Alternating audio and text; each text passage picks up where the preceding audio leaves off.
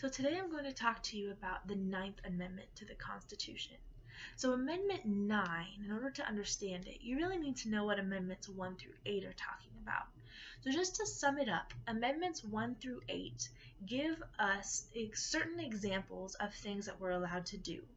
We're allowed to practice religion, we're allowed to say what we feel, we're allowed to own weapons, we're allowed to have fair trials, all things like that.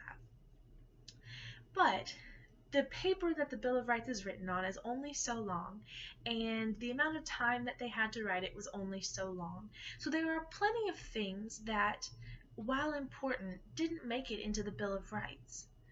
So Amendment 9 says that there are still things that we have the right to do, even if they're not explicitly written in the Bill of Rights.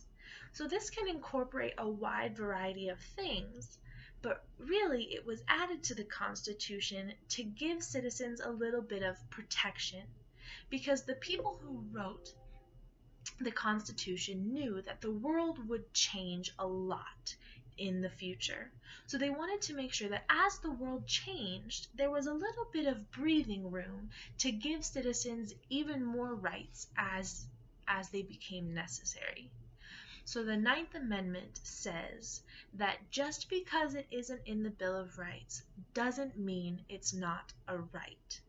It expands the amount of rights that we as individuals have to things outside of the Bill of Rights.